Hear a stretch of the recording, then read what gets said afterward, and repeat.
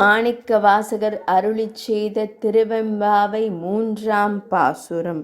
முத்தன்ன வெண்ணகையாய் முன்வந்து எதிர் எழுந்தென் அத்தன் ஆனந்தன் அமுதனென்ற உள்ளூரித் தித்திக்க பேசுவாய் வந்துன் கடை திறவாய் பத்துடையீர் ஈசன் பழ அடியீர் பாங்குடையீர் புத்தடியோம் புன்மை தீர்த்தாட் கொண்டார் பொல்லாதே எத்தோ நின் அன்புடைமை எல்லோம் அறியோமே சித்தம் அழகியார் பாடாரோ நம் சிவனை இத்தனையும் வேண்டும் நமக்கேலோர் எம்பாவாய்.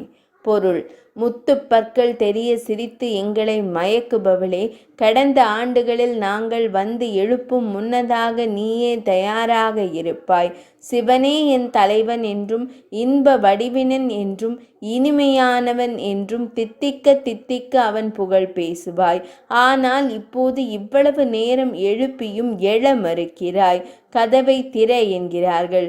தூங்கிக் கொண்டிருந்த தோழி, ஏதோ தெரியாத்தனமாக தூங்கிவிட்டேன், அதற்காக என்னிடம் கடுமையாக பேச வேண்டுமா?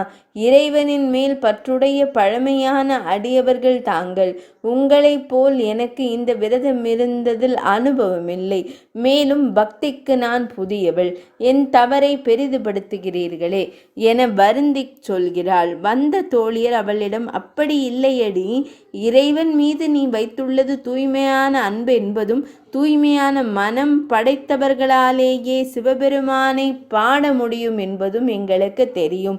நீ சீக்கிரம் எழ வேண்டும் என்பதாலேயே அவசரப்படுத்துகிறோம் என்றனர்.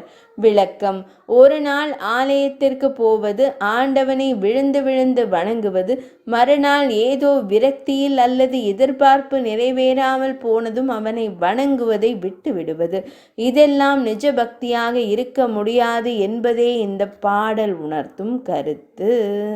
மூன்றாம் பாடல் நிறைவடைந்தது.